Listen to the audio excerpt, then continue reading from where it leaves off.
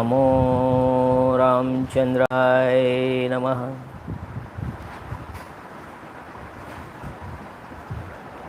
श्री सीतारामचंद्राभ्यां नमः। ओम राम रामाय नमः। ओम ह्रीं रामाय नमः। ओम श्रीं रामाय नमः। ओम ऐं रामाय नमः। श्री रामचंद्र चरणो मनसा स्मरामि। श्री रामचंद्र चरणो वचसा गृह्णामि। श्री रामचंद्र चरणो शिरसा नमामि। श्री रामचंद्र चरणो शरणं प्रपद्ये। नमस्कार वडीलो मित्रों, welcome my elder brothers, sisters, young one and children. This is original Valmiki-Rāmāyaṇa Shri Rama Katha, narrated by Valmiki Rishi, the glory of Bhagwan Shri Ram. Jai Shri Ram, Jai Jai Shri Ram. Published by Gita Press Gorakhpur. ये 159 number का episode है अरण्यकांड और इसमें 46वां सर्ग number 46 चल रहा है। अब तक हमने देखा कि मारीच का वध हो चुका है, पर उसने मरते मरते हे राम हा सीते ऐसा स्वर निकाला है, जिससे सीता जी ने बहुत से कड़वे वचन लक्ष्मण को कहे, पर लक्ष्मण ने भी बुरा नहीं माना, क्योंकि ये स्त्री सहज लक्षणों के लिए कारण होता है ऐसा समझाया। बहुत ही बढ़िया बात कही। तो आज देखते हैं क्या होता है आगे। तो शुरू करते हैं आज की परम पावन पुण्यशाली कथा, जो हजारों जन्मों के पाप का नाश करने वाली और पुण्य का उदय करने वाली ये परम पवित्र कथा श्री राम कथा का रसपान करते हैं। अगर आप चैनल को सपोर्ट करना चाहते हैं तो लाइक करें, शेयर करें, सब्सक्राइब करें। और इस रामायण की सारे एपिसोड की लिंक डिस्क्रिप्शन में दी गई है। ऑलरेडी हिंदी में भी अलग से रामायण बन चुकी है, इसकी भी लिंक डिस्क्रिप्शन में है। गुजराती में भी इस रामायण की लिंक डिस्क्रिप्शन में है। Ramcharitmanas all India radio Akashvani के सभी एपिसोड की लिंक भी डिस्क्रिप्शन में है, तो ज़रूर सुनाएं। तो शुरू करते हैं आज का एपिसोड श्री राम कथा 159वां एपिसोड और अरण्यकांड 46वां सर्ग लेके श्री राम प्रभु का नाम। जय श्री राम, जय श्री राम। अरण्यकांड 46वां सर्ग।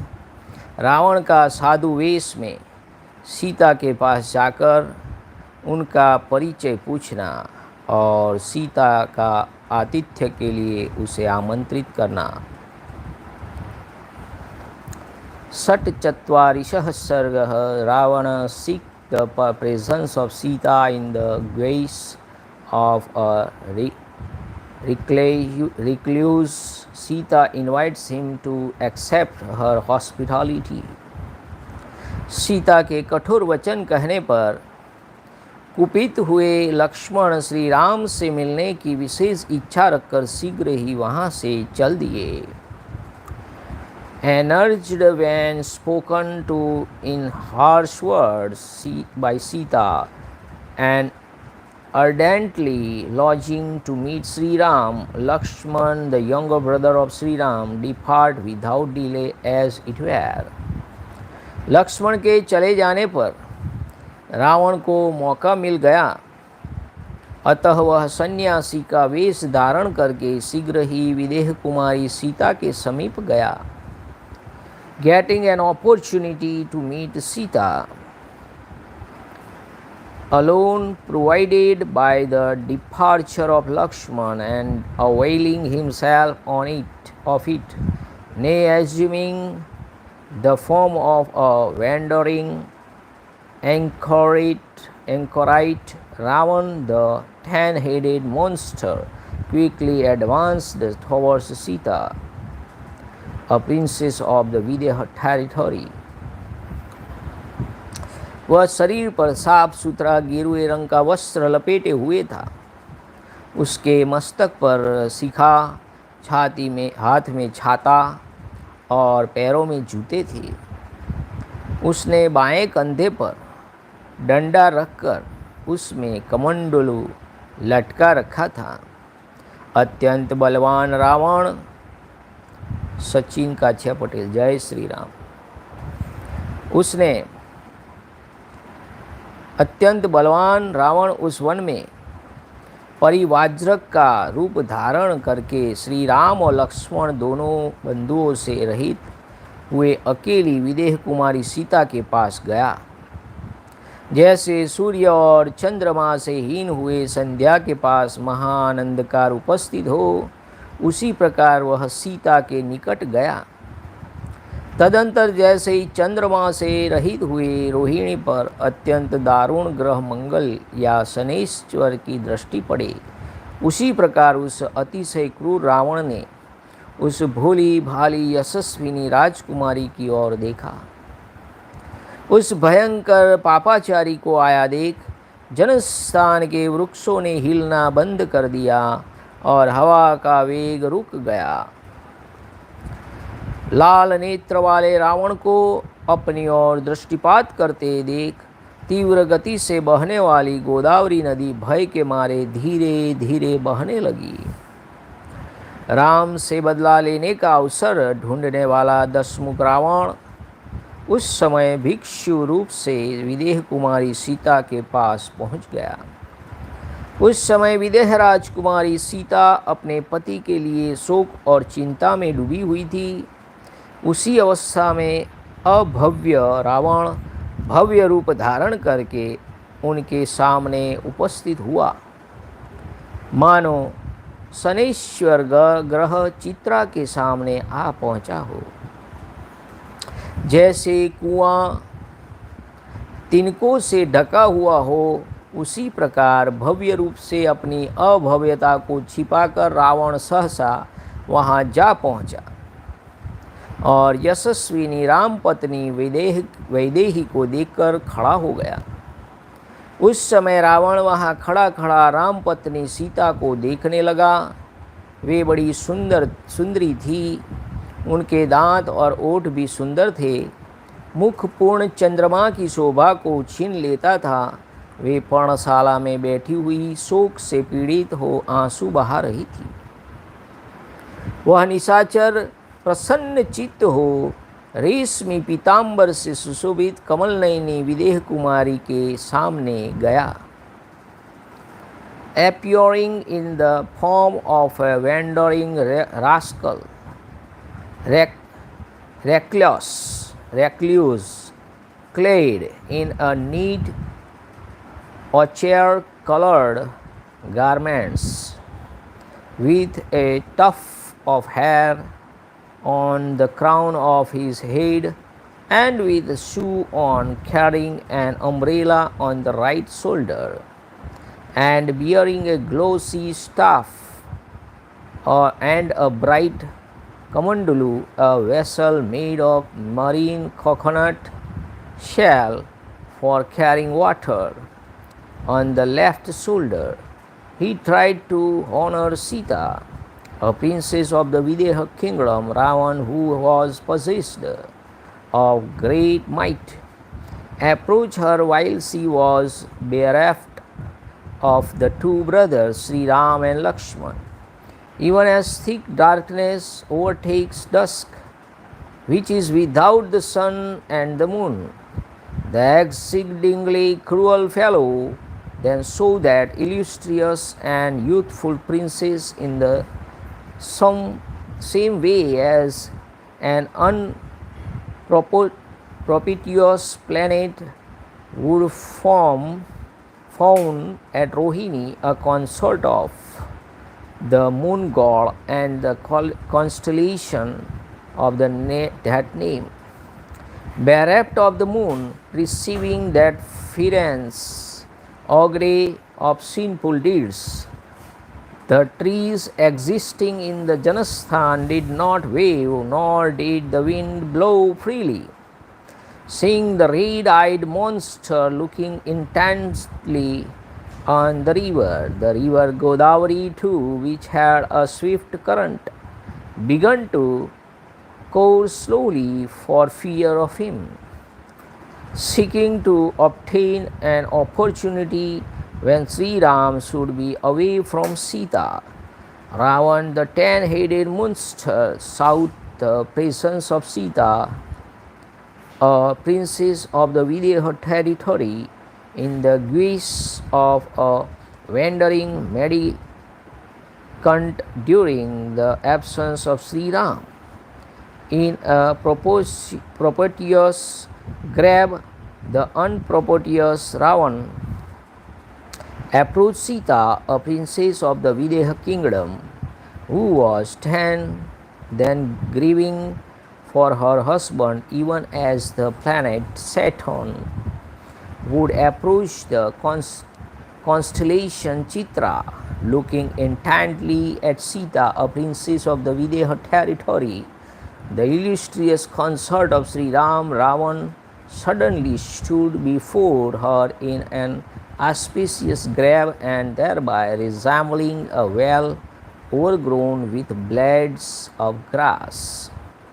Standing delighted in mind to gaze at the moment on Sita, a princess of the Videha kingdom, the blessed consort of Sri Ram, who had lovely teeth and lips, a countenance shining brightly as the full moon, and eyes resembling the petal of a lotus, was clad in yellow silk. Sitting in her hut of leaves, tormented with grief and flooded with tears, the ugly Ravan drew near her. उन्हें देखते ही कामदेव के बाणों से घायल हो राक्षस राज रावण वेद मंत्र का उच्चारण करने लगा और उस एकांत स्थान में विनीत भाव से उनसे कुछ कहने को उद्धत हुआ. Pierced with the depths of love to see her and chanting Vedic mantras in order to impress on her that he was a Brahmana recluse, Ravan, the Caesarean lord of the augury, proceeded to address polite word to her in that lonely place. Trilok सुंदरी सीता अपने शरीर से कमल से रहित कमलालया लक्ष्मी की भांति शोभा पा रही थी. रावण उनकी प्रशंसा करता हुआ बोला, उत्तम सुवर्ण सी कांति वाली तथा रेशमी पीतांबर धारण करने वाली सुंदरी, तुम कौन हो? तुम्हारे मुख, नेत्र, हाथ और पैर कमलों के समान हैं, अतः तुम पद्मिनी पुष्करणी की भांति कमलों की सुंदर सी माला धारण करती हो. Ravan, they say, extolled that lady who was the foremost among women in all three worlds, and shone brightly with her body like Lakshmi, the goddess of beauty and fortune, without a lotus, in the following verse: O lady, possessing the hue and splendor of silver and gold, clad in yellow silk, and having in your person a cluster of lotus in the guise of eyes, countenance, hands, feet, and so on, like a lotus pond.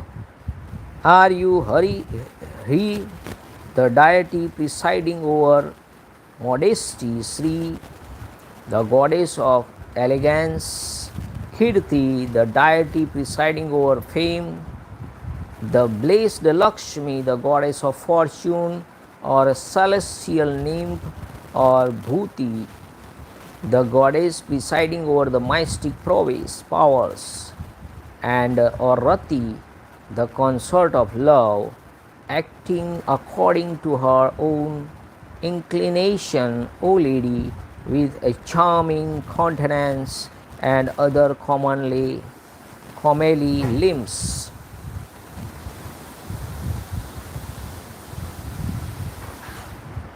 शुभानने तुम श्री ही कीर्ति शुभ स्वरूपा लक्ष्मी अथवा अप्सरा तो नहीं हो, अथवा वरारोहे तुम भूति या स्वेच्छापूर्वक विहार करने वाली कामदेवती पत्नी रति तो नहीं हो।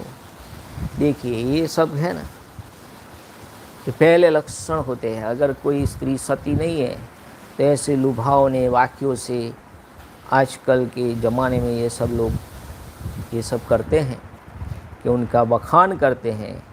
कि रावण भी क्या कह रहा है कि आप श्री हो, ही हो, ये सब जो नाम लिखे हैं ना, इसका नाम देखिए Shri lotus, like a lotus pond, Hri माने the deity presiding over modesty. फिर श्री यानी गॉडेस ऑफ एलिगेंस, कीर्ति यानी presiding over fame, blessed Lakshmi goddess of fortune and celestial name, और भूति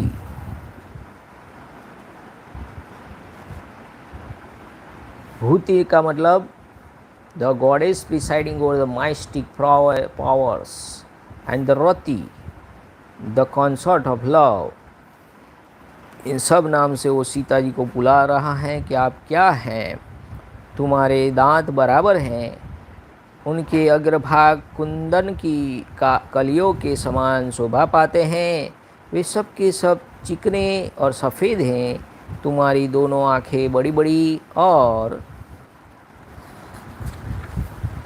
निर्मल हैं, उनके दोनों कोए लाल हैं और पुतलियाँ काली हैं, कटी का अग्रभाग विशाल एवं मासल है और दोनों जांघें हाथी की सूंड के समान शोभा पाती है।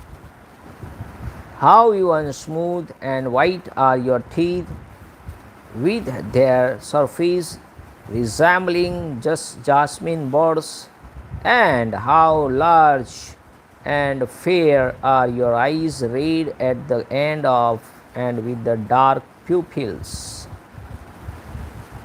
तुम्हारे ये दोनों स्तन पुष्ट गोलाकार परस्पर सटे हुए प्रगल्भ मोटे उठे हुए मुख वाले कमनीय चिकने ताड़फल के समान आकार वाले परम सुंदर और श्रेष्ठ मणिमय आभूषणों से विभूषित हैं। Broad and flashy are your hips and thighs, resembling the trunk of an elephant, and these breasts of yours are fully developed, round, joined together, and prominent, with rounded and elevated teeth, lovable and charming, resembling a pair of smooth plumeria fruit, and adorned with a string of excellent gems. सुंदर मुस्कान, रुचिर दंतावली और मनोहर नेत्र वाली विलासिनी रमणी, तुम अपने रूप सौंदर्य से मेरे मन को वैसे ही हर लेती हो जैसे नदी जल के द्वारा अपने तट का अपहरण करती है।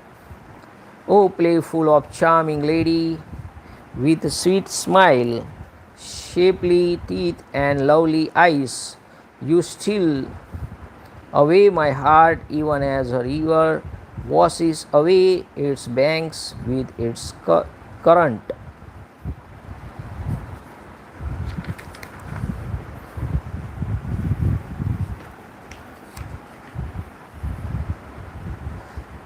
तुम्हारी कमर इतनी पतली है कि मुट्ठी में आ जाए, केस चिकने और मनोहर हैं, दोनों स्तन एक दूसरे से सटे हुए हैं। सुंदरी, देवता, गंधर्व, यक्ष और किन्नर जाति की स्त्रियों में भी कोई तुम जैसा नहीं है। पृथ्वी पर तो ऐसी रूपवती नारी मैंने आज से पहले कभी देखी ही नहीं है। कहाँ तो तुम्हारा यह तीनों लोक में सुंदर रूप, सुकुमारता और नई अवस्था और कहाँ इस दुर्गम वन में निवास, ये सब बातें ध्यान में आते ही मेरे मन में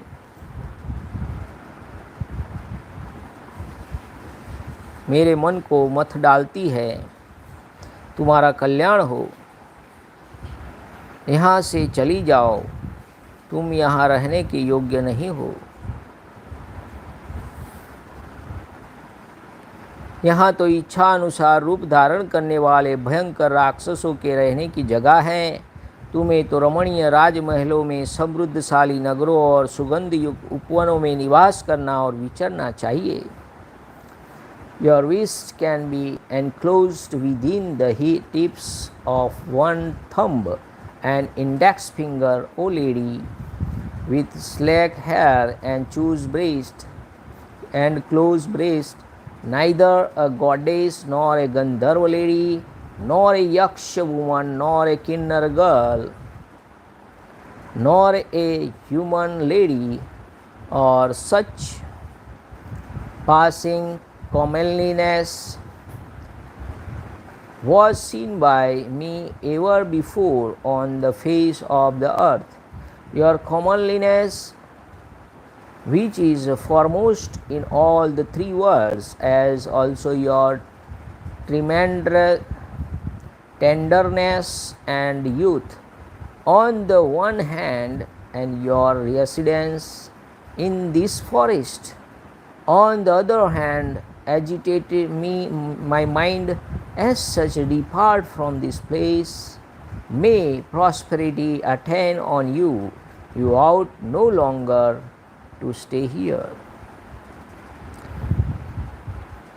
शोभने वही पुरुष श्रेष्ठ है, वही गंध उत्तम है और वही वस्त्र सुंदर है जो तुम्हारे उपयोग में आए। कजरारे नेत्रों वाली सुंदरी, मैं आप उसी को श्रेष्ठ पति मानता हूँ जिसे तुम्हारा सुखद संयोग प्राप्त हो। पवित्र मुस्कान और सुंदर रंगों वाली देवी, तुम कौन हो? मुझे तो तुम रुद्रों, मरुदगणों अथवा वसुओं के से संबंध रखने वाली देवी जान पड़ती हो। यहाँ गंधर्व, देवता तथा किन्नर नहीं आते जाते हैं, यहाँ राक्षसों का निवास स्थान है। फिर तुम कैसे यहाँ आ गई हो? The foremost is the home of fairies, ogres, capable of assuming any form at will.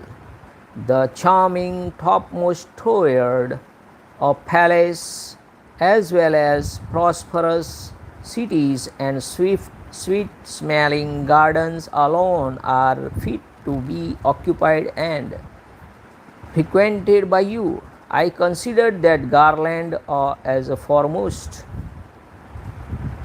that fragrant substance as excellent, and that articles of wearing appear as the best, and also the husband as worth choosing, that is unite with you.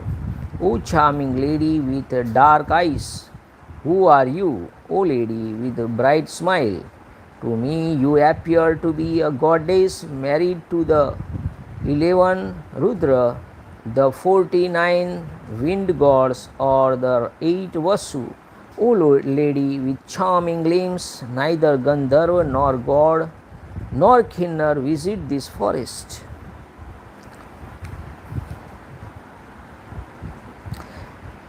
यहाँ वानर, सिंह, चीते, व्याघ्र, मृग, भेड़िए, रीछ, शेर और कंक यानी कि गीद आदि पक्षी रहते हैं। तुम्हें इनसे भय क्यों नहीं हो रहा है? वरानने, इस विशाल वन के भीतर अत्यंत वेगशाली और भयंकर मदबद्ध गजराजों के बीच अकेली रहती हुई तुम भयभीत कैसे नहीं होती हो? कल्याणमयी देवी, बताओ तुम कौन हो, किसकी हो और कहाँ से आकर किस कारण से इस राक्षस सेवित और घोर दंडकारण्य में अकेली विचरण करती रहती हो? वेशभूषा से महात्मा बनकर आए हुए रावण ने जब विदेह राजकुमारी सीता को इस प्रकार प्रशंसा की, सीता जी की, तब ब्राह्मण वेश में वहाँ पधारे हुए रावण को देखकर मैथिली ने अतिथि सत्कार के लिए उपयोगी सभी सामग्रियों द्वारा उनका पूजन किया। The forest is the home of ogre. How did you come to this place at all? Here lives monkey, lions, leopard, tiger and deer, owl, bear, hens and buzzards. Do you not feel afraid of them? How do you not feel afraid of deer, dreadful elephant in rout and full of speed? Through living alone in this huge forest. O lady with a charming countenance, who are you? Whose consort are you, and where do you hail from? And for what purpose do you range alone in the frightful Dandaka forest, frequented by ogres? O blessed one, elogized as above by the swindler Ravan, and actually seeing the aforesaid Ravan come in the grab of a Brahmana, Sita, the princess of Mithila, adored him with all honor due to an unexpected guest.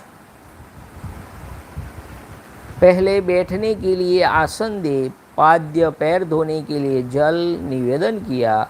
तदंतर ऊपर से सौम्य दिखाई देने वाले उस अतिथि को भोजन के लिए निमंत्रण देते हुए कहा, हे ब्राह्मण, भोजन तैयार है, ग्रहण कीजिए। Having offered him a seat first and tended upon him with water to wash his feet with, she then said to Ravan of gentle aspect, only this cooked food is ready. वह ब्राह्मण में के वेश में आया था, कमंडलू और गिरुआ वस्त्र धारण किए हुए था। ब्राह्मण वेश में आए हुए अतिथि की उपेक्षा असंभव थी।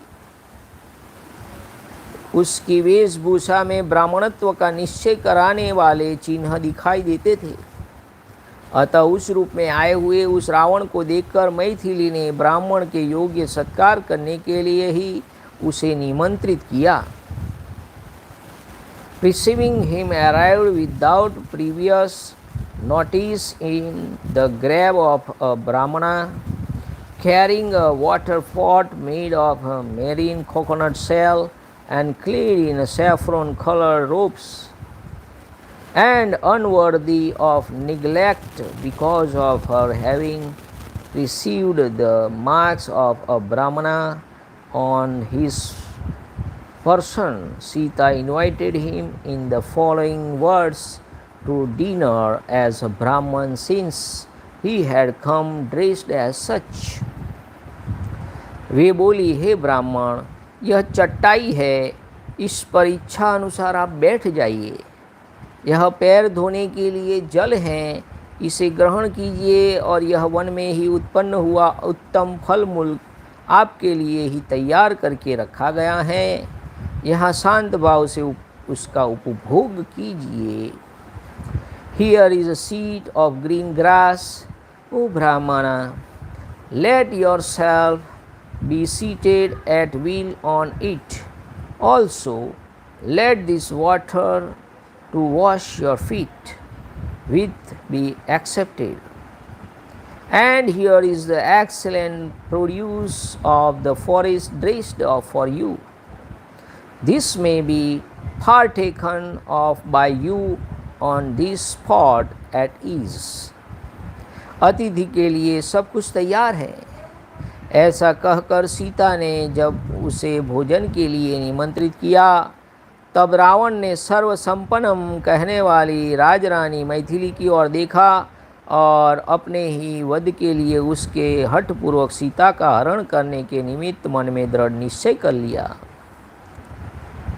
Being invited to dine in the aforesaid words, and closely observing Queen Sita, the princess of Mithila, who had uttered the full formula with the which a guest is invited to dine, Ravan fully and resolutely made up his mind to carry her away by force and thereby to bring about his own death. तदंतर सीता शिकार खेलने के लिए गए हुए लक्ष्मण सहित अपने सुंदर वेशधारी पति श्री रामचंद्र जी की प्रतीक्षा करने लगी। उन्होंने चारों ओर दृष्टि दौड़ाई, किंतु उन्हें सब और हरा भरा विशाल वन ही दिखाई दिया। श्री राम और लक्ष्मण नहीं दिखाई पड़े। Then looking out for her neatly dressed husband, who had gone a-bounding with Lakshman, and casting her eyes round, Sita only saw at that moment that vast green forest, but not Shri Ram and Lakshman. देखिए सीता जी की दृष्टि राम और लक्ष्मण को ढूंढ रही है। इत्यार्थ से श्रीमद् रामायणे वाल्मीकि आदि काव्ये अरण्यकांडे षट्चत्वारिंश सर्गः thus ends Canto 46 in the Aranyakand of the glorious Ramayana of Valmiki, the work of a rishi and the oldest epic. जय श्री राम। 47वां सर्ग Canto 47। सीता का रावण को अपना और पति का परिचय देकर वन में आने का कारण बताना, रावण का उन्हें अपनी पटरानी बनाने की इच्छा प्रकट करना और सीता का उसे फटकारना। सप्तचत्वारिंशः सर्गः Canto 47।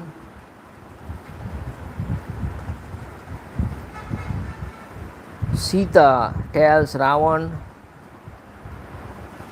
about herself and her husband and also the reason of their coming to the forest. Ravan expresses his desire to make her his principal queen.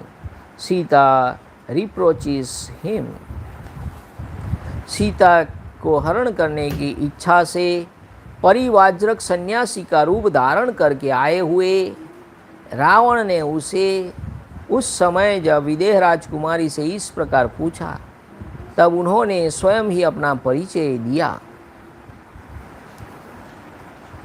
Questioned by Ravan, who thought disguised as a wandering recluse, intended to carry her away, Sita, a princess of the Videha territory, for her part, spoke to him about herself of her own accord.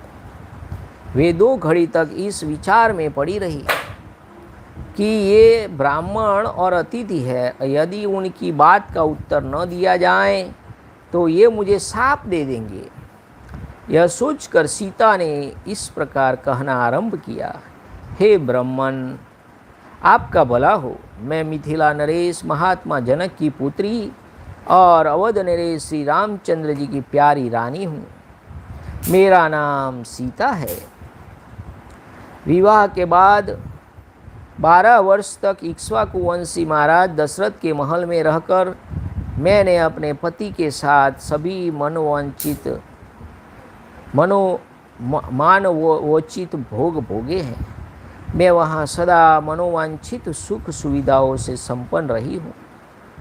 13वें वर्ष के प्रारंभ में सामर्थ्यशाली महाराज दशरथ ने राजमंत्रियों से मिलकर सलाह की और श्री रामचंद्र जी का युवराज पद पर अभिषेक करने का निश्चय किया। जब श्री रघुनाथ जी राज्याभिषेक की सामग्री जुटाई जाने लगी, उस समय मेरी सास कैकेयी ने अपने पति से वर मांगा। कैकेयी ने मेरे ससुर को पुण्य की शपथ दिलाकर वचनबद्ध कर लिया। फिर अपने सत्य प्रतिज्ञ पति उन राज शिरोमणि से 2 वर मांगे, मेरे पति के लिए वनवास और भरत के लिए राज्याभिषेक। कैकेयी हठपूर्वक कहने लगी, यदि आज श्री राम का अभिषेक किया गया तो मैं तो न तो खाऊंगी और न पीऊंगी और न कभी सोऊंगी, यही मेरे जीवन का अंत होगा। ऐसी बात कहती हुई कैकई से मेरे ससुर महाराज दशरथ ने यह याचना की कि तुम सब प्रकार की उत्तम वस्तुएं ले लो, किंतु श्री राम के अभिषेक में विघ्न न डालो। किंतु कैकई ने उनकी उस याचना सफल नहीं की। उस समय मेरे महातेजस्वी पति की अवस्था 25 साल के ऊपर की थी और मेरे जन्म काल से लेकर वनगमन काल तक मेरी अवस्था वर्ष गणना के अनुसार 18 साल की हो गई थी। श्री राम जगत में सत्यवादी, सुशील और पवित्र रूप से विख्यात हैं। उनके नेत्र बड़े बड़े और भुजाएं विशाल हैं। वे समस्त प्राणियों के हित में तत्पर रहते हैं। Reflecting a while that, being a Brahmana and an unexpected guest, he might likely curse her if not told about herself. Sita, for her part, spoke to him as follows. A daughter of the high-souled Janak, the king of Mithila, Sita by name, I am the beloved consort of Shri Ram. May all be well with you. Having lived for 12 years in the palace of the king of Ikshvaku line and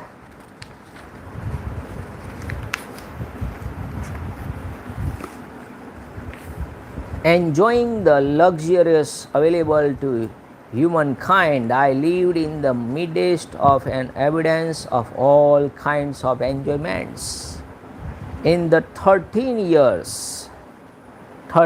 years of my stay in that palace, the powerful monarch, my father-in-law, accompanied by his counselor, decided to install Sri Ram as a prince regent. While the aforesaid installation in the office of prince regent of Sri Ram, a season of Raghu, was being arranged, my mother-in-law, Kaikeyi by name, asked a boon of her husband. Binding my father-in-law with an oath in the name of virtue, Kaikeyi for her part asked of her lord that dwell among kings, who was true to his promise, a couple of boons in the shape of exile of my husband and the installation as a prince regent of Bharat, her own son, and added, if Ram is installed today, I shall neither eat nor sleep nor drink any longer. This event, which the installation of Ram, will constitute the end of my life. The said king, my father-in-law, sought to win over Kaikeyi, who was speaking in this strain, by means of things worth coveting and enjoying. She, however, did not grant his request. My husband, who is possessed of great energy, was ever 25 years of age. देखिए, उस समय राम भगवान की as 25 साल थी और सीता जी की as 18 साल की थी। इन दोनों में 7 साल का गैप है, देखिए। And when he left for the forest, while my age is at the time of our departure from Ayodhya was calculated to 18 years from my birth, known in the world by the name of Ram, my husband is a truthful, amiable, of disposition and virtuous, is possessed of large eyes and mighty arms, and devoted to the good of all created beings. Yet in order to fulfill the cherished object of Kaikeyi desire, his father, the emperor, who was himself stricken with love for her, did not install Sri Ram as a prince regent. To Sri Ram, my husband arrived in the presence of his father for getting installed as a prince regent. Kai for her part, promptly spoken as follows: Hear from me, O season of Raghu, the following decree duly issued by your father.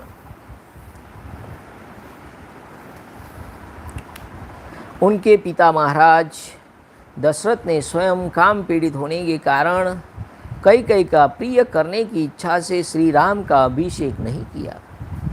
Shri Ramchandra ji जब अभिषेक के लिए पिता के समीप आए तब कई ने मेरे उन पतिदेव से तुरंत वह बात कही, रघुनंदन, तुम्हारे पिता ने जो आज्ञा दी है उसे मेरे मुंह से सुनो। यह निष्कंटक राज्य भरत को दिया जाएगा।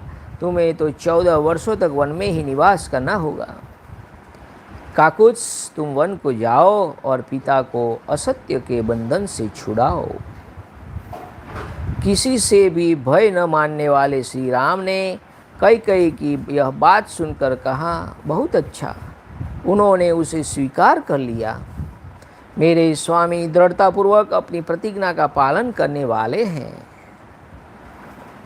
श्री राम केवल देते हैं, किसी से कुछ लेते नहीं। वे सदा सत्य बोलते हैं, झूठ नहीं बोलते। ब्राह्मण, यह श्री रामचंद्र जी का सर्वोत्तम व्रत है जिसे उन्होंने धारण कर रखा है। देखिए राम भगवान का क्या व्रत है, सुनिए फिर से, सुनने जैसी बात है।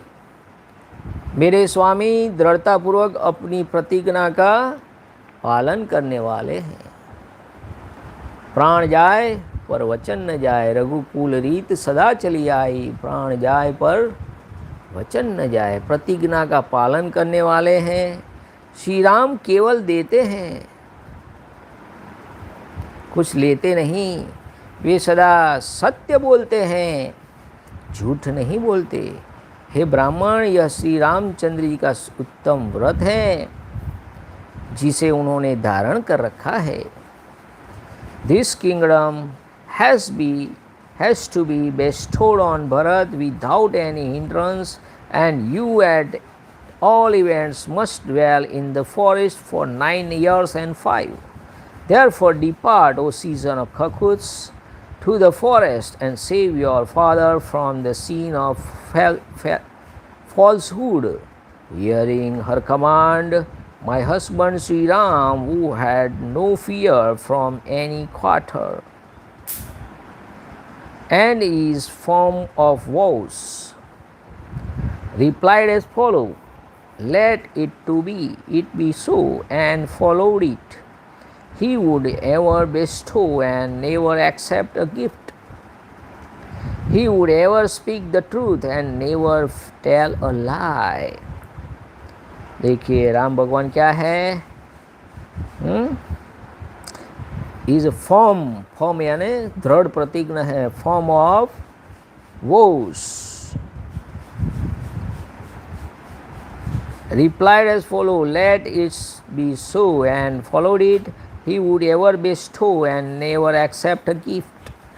He would ever speak the truth and never tell a lie. Shri Ram के सौतेले भाई लक्ष्मण बड़े पराक्रमी हैं।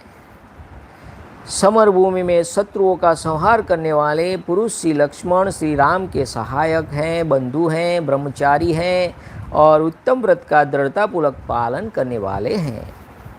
श्री रघुनाथ जी मेरे साथ जब वन में आने लगे तब लक्ष्मण जी हाथ में धनुष लेकर उनके पीछे हो लिए। इस प्रकार मेरे और अपने छोटे भाई के साथ श्री राम इस दंडकारण्य में आए हैं। वे दृढ़ प्रतिज्ञ तथा नित्य निरंतर धर्मों में तत्पर रहने वाले हैं और सिर पर जटा धारण किए तपस्वी के वेश में यहाँ रहते हैं। द्विज श्रेष्ठ यानी रावण को बोल रहे हैं, द्विज श्रेष्ठ यानी ब्राह्मण। इस प्रकार हम तीनों कई के कारण राज्य से वंचित हो इस गंभीर वन में अपने ही बल के भरोसे विचरते हैं। आप यहाँ ठहर सके तो 2 घड़ी विश्राम करें। अभी मेरे स्वामी प्रचुर मात्रा में जंगली फल मूल लेकर आते ही होंगे।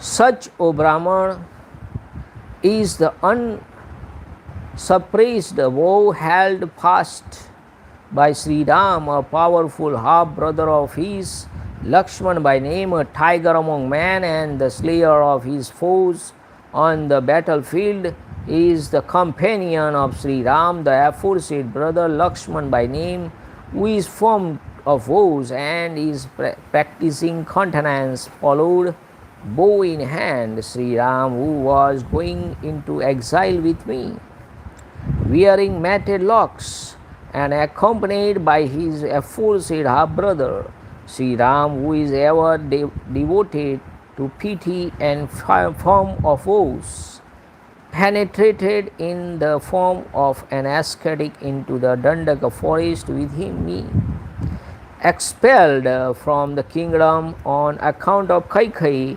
We, the aforesaid 3 usual among the Brahmanas, are ranging the dense forest, banking on our own strength. Rest a while if it is possible for you to stay here. Ruru, Goh और जंगली सुअर आदि हिंसक पशुओं का वध करके तपस्वी जनों के उपभोग में आने वाले योग्य बहुत सा फल मूल लेकर वे अभी आएंगे।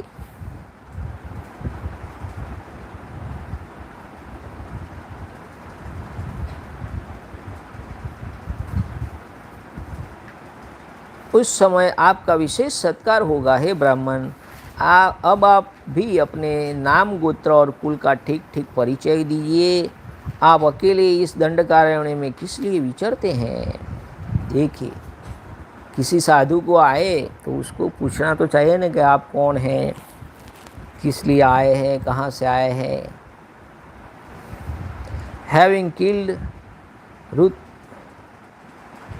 Rurus, a species of deer, iguanas and boars by way of sport, and taking all kinds of wild products fit for the consumption of ascetic in abundance for repast, my husband will come back very soon. Now please make known to me accurately your name as well as your family name and descent. Please also relate, O Brahmana, what for you roam about in the Dandaka forest alone. Shri Ram पत्नी सीता के इस प्रकार पूछने पर महाबली राक्षस राज रावण ने अत्यंत कठोर शब्दों में उत्तर दिया। सीते, जिसके नाम से देवता, असुर और मनुष्य सहित तीनों लोग थर्रा उठते हैं, मैं वही राक्षसों का राजा रावण हूँ। While Sita, the consort of Shri Ram, was speaking as aforesaid, Ravan, the Caesarean lord of Gogres, who was possessed of great might, made the following sharp reply: I am the celebrated ruler of the hordes of Ogres, Ravan by name, by whom all the people, including gods, demons, and human beings, have been struck with terror. O Sita, Anind सुंदरी, तुम्हारे अंगों की कांति सुवर्ण के समान है, जिन पर रेशमी साड़ी शोभा पा रही हैं। तुम्हें देखकर अब मेरा मन अपनी स्त्रियों की ओर नहीं जाता है।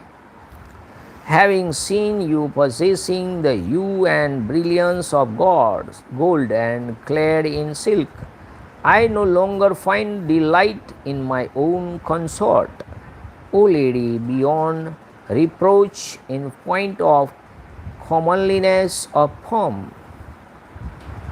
मैं इधर उधर से बहुत सी सुंदरी स्त्रियों को हर लाया हूँ।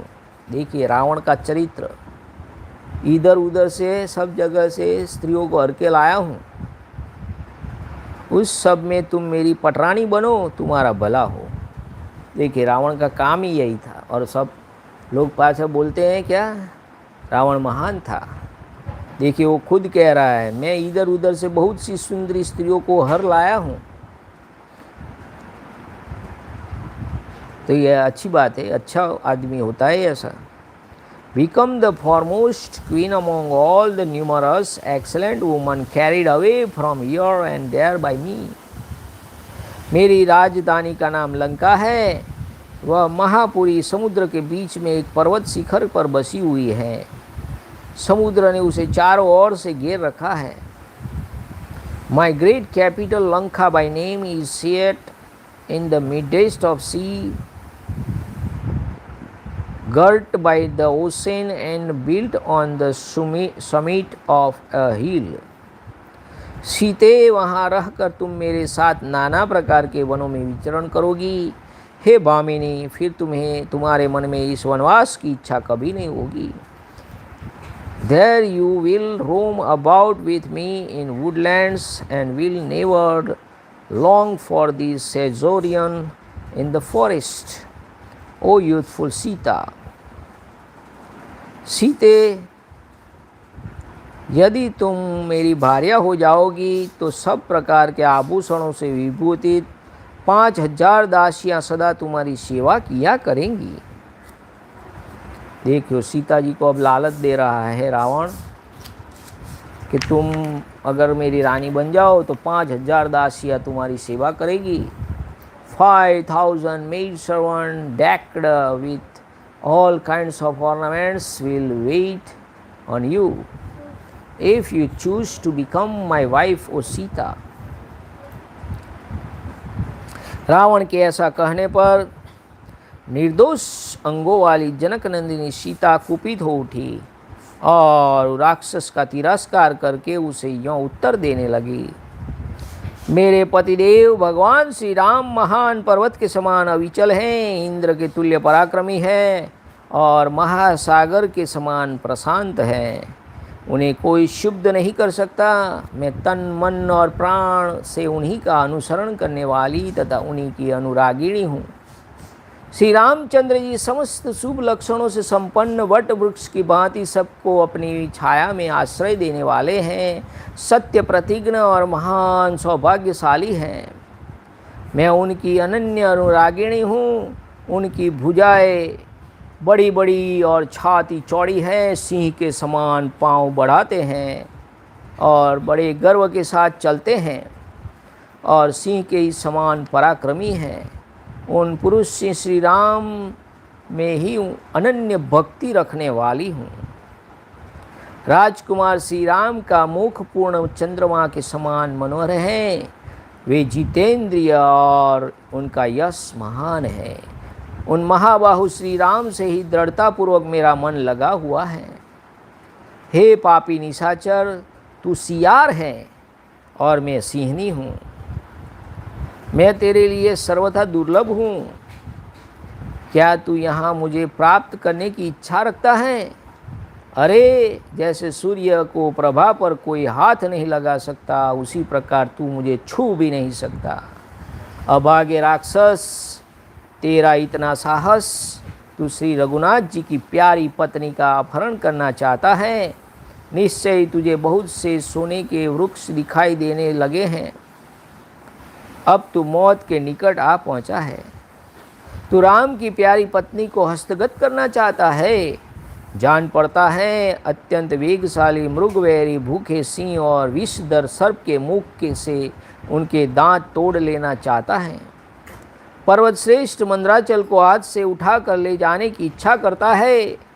कालकूट विष को पीकर कुशलतापूर्वक लौट जाने की अभिलाषा रखता है तथा आँखों को मुंह सुई से पोंछता और छुरे को जीभ से चाटता है। क्या तू अपने गले में पत्थर बांधकर समुद्र को पार करना चाहता है? सूर्य और चंद्रमा दोनों को अपने दोनों हाथों से हर लाने की इच्छा करता है, जो श्री रामचंद्र जी की प्यारी पत्नी पर बलात् करने को उतारू हुआ है। यदि तू कल्याणमय आचरण का पालन करने वाली श्री राम की भार्या का अपहरण करना चाहता है तो अवश्य ही जलती हुई आग को देखकर भी तू उसे कपड़े में बांध कर ले जाने की इच्छा करता है। अरे तू श्री राम की भार्या को जो सर्वथा उन्हीं के योग्य हैं हस्तगत करना चाहता है।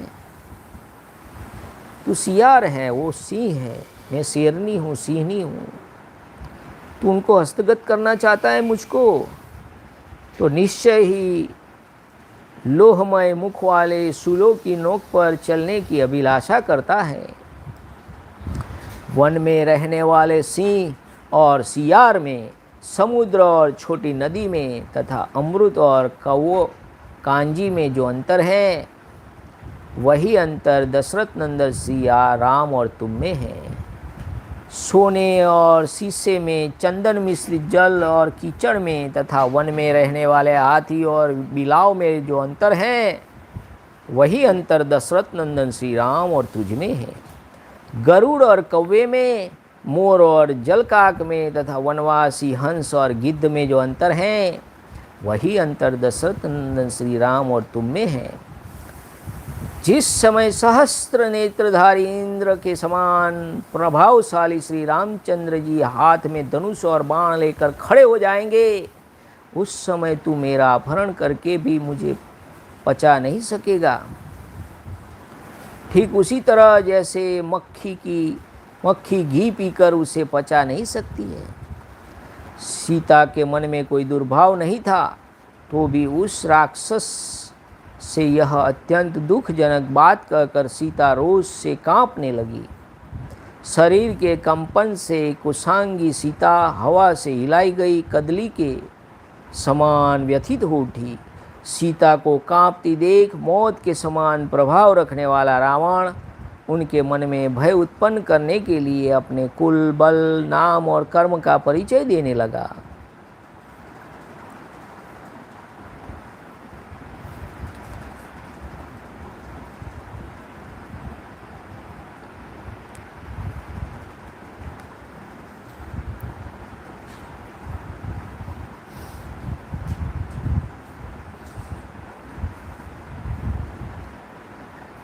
Enurged when spoken to as above by Ravan, and descending that ogress Sita, daughter of Janak, of faultless limb, for her part replied as follows: I have taken a vow to follow the mind of Sri Ram, my husband, who is unshakable like a big mountain, who is a compeer of the mighty Indra, and who is imperturbable, who is climb like the ocean. I have taken a vow of follow the wish of the highly blessed Sri Ram, who is richly endowed with all auspicious bodily marks, who afford shelter to all like banyan tree, and who is true to his promise. I am devoted to the mighty arm Sri Ram, a lion among men, who is distinguished by a broad chest, who walks with the proud gait of a lion, resemble a lion in prowess. I follow the vows of mighty arm Sri Ram, whose countenance resembles the full moon, who delight all, who is the foremost of kings, who has mastered his senses, and who is of wide renown. Nevertheless, you a jackal covet me a lioness. तुम jackal हो और मैं lioness हूँ. So hard to win here. I am unsusceptible of even being touched by you as the glow of the sun. Surely you beheld in numerous golden trees a portentous spectacles beheld by men who are on the verge of death, whose short-lived augury you who covet the beloved consort of Sri Ram, a season of Raghu. यानी इसमें एक संकेत है, जिसकी मृत्यु नजीक होती है उसको सोने के वृक्ष दिखाई देते हैं.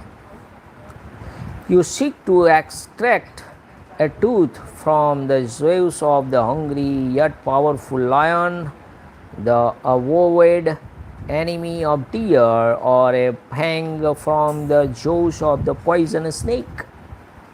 Nay, you seek to carry away in your mind mountain Mandra, the foremost of the mountains, and desire to escape safely even after having drunk a deadly poison.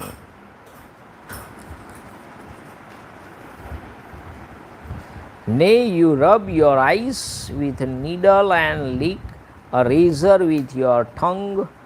You who seek to lay your hands on the beloved consort of Shri Ram. You desire to cross a sea having tied a slab of stone to your neck, and wish to snatch away the sun and the moon both with your hands. You who seek to bear away by force the beloved consort of Shri Ram, seeing a blazing fire. You desire to carry it away in the place of cloth. You who seek to bear away Sri Ram's wife of virtuous conduct.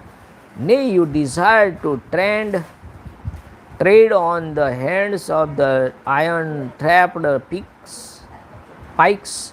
You who seek to lay your hands on the worthy consort of Sri Ram. The same disparity exists between Sri Rama, son of Dasrath, and yourself, does not between a lion and jackal, in a forest, between the sea and the brook, between nectar, the foremost beverages, and suviraka, a sure and savory drink prepared by dissolving powdered ray seeds in water and preserving it for the day or two. Nay, the same disparity exists between Sri Rama, son of Dasrath, and you, as does not between gold and base metal like lead, between sandal paste and mud, and between elephant and the cat in the jungle. Again, the same disparity exists between you and Sri Ram, son of Dasrath, as does between Garuda, son of Vanatha, and the king of birds, and a crow, between a peacock and a diver bird, between a swan which is believed to feed on pearls and vulture which feeds on rotten flesh of cracaces. So long as Sri Ram, whose mighty equals that of Indra, the thousand-eyed god, is alive, beholding a bow and an arrow in his hand, I shall not be retained by you, even though carried away by you, any more than ghee swallowed by the bee, which ultimately caused his death. Having thus addressed the foregoing most pungent word to the seed ranger of the night,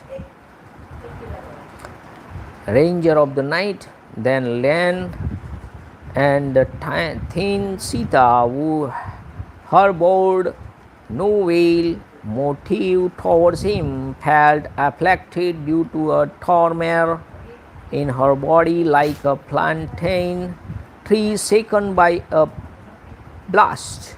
Receiving Sita shaking through uncertainty, the said Ravana, who was mighty as death, proudly mentioned his own descent, strength, name, and exploit in order to intimidate her.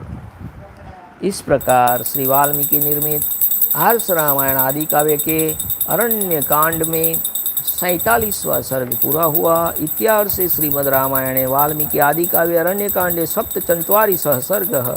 Thus ends Canto 47 in the Aranyakand of the glorious Ramayana of Valmiki, the work of a rishi and the old days epic. जय श्री राम। नमः पार्वती पतये हर हर महादेव हर। ओम नमो रामचंद्राय नमः। श्री सीताराम चंद्राभ्याम नमः। ओम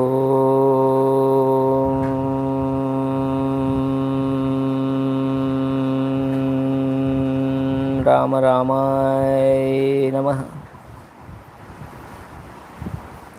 हरे राम राम राम हरे हरे, हरे कृष्णा कृष्ण कृष्ण हरे हरे, हरे राम राम राम हरे हरे, हरे कृष्णा कृष्ण कृष्ण हरे हरे, हरे राम राम राम हरे हरे, हरे कृष्णा कृष्ण कृष्ण हरे हरे, हरे राम राम राम हरे हरे, हरे कृष्णा कृष्ण कृष्ण हरे हरे। सिया राम जय जय राम, सिया राम जय जय सिया राम, रघुपति राघव राजा राम, पतित पावन सीताराम। श्री राम जय जय राम, श्री राम जय जय राम, श्री राम जय जय राम, श्री राम जय जय राम, श्री राम जय जय राम, श्री राम जय जय श्री राम, जय Shri Ram. Thanks for watching. Like, share and subscribe. Thank you. Jai Shri Ram.